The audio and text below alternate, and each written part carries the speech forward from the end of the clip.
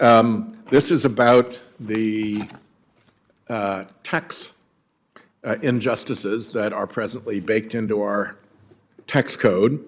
As everybody knows, there are two sides to the budget: spending and revenues.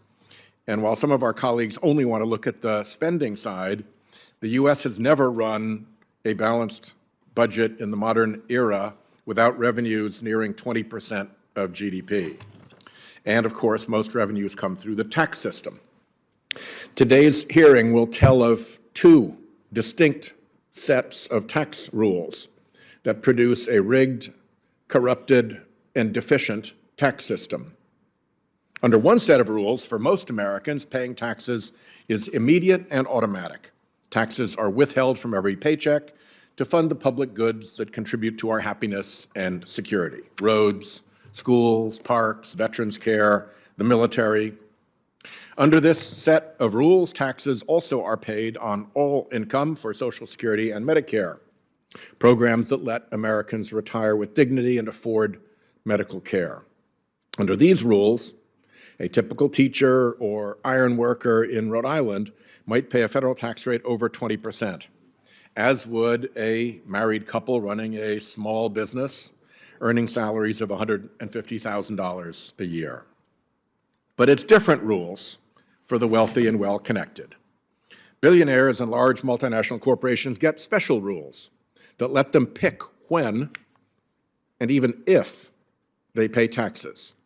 This corrupted tax code lets billionaires pay an average tax rate of just 8.2%, less than half the rate of a typical teacher or firefighter.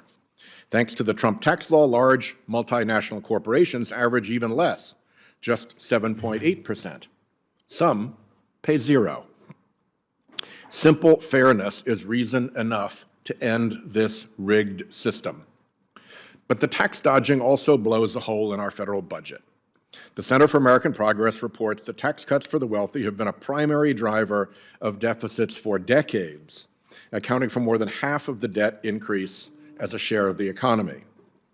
Letting wealthy business owners avoid Medicare taxes on their full income costs Medicare $250 billion in lost revenue.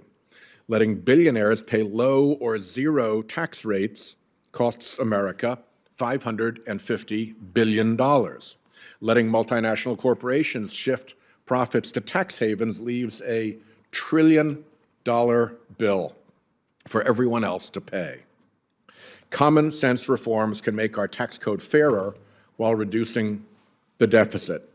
First, to protect the long-term solvency of Social Security and Medicare, I'm filing legislation to require contributions to Social Security taxes on high-end income. Right now, the cap on contributions means someone making $1 million effectively stopped paying into Social Security February 28th of this year. People living on investment income pay no Social Security contribution.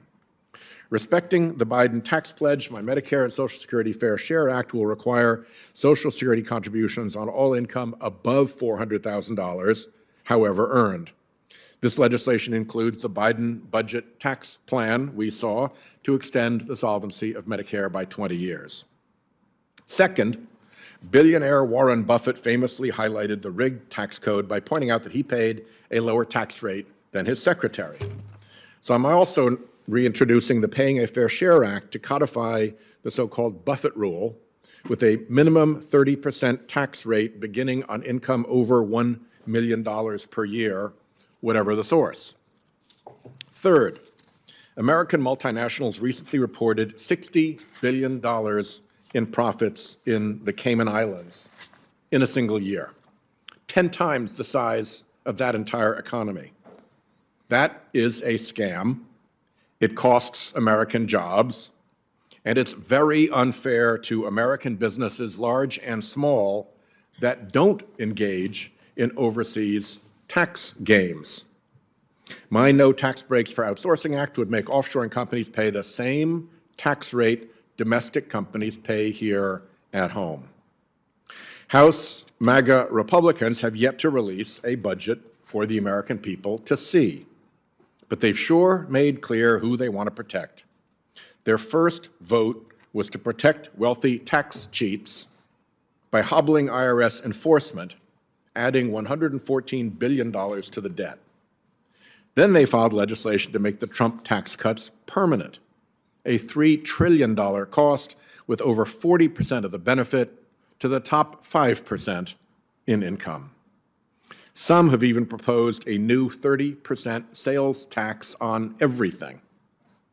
The Conservative American Enterprise Institute says this all could add $18 trillion of debt.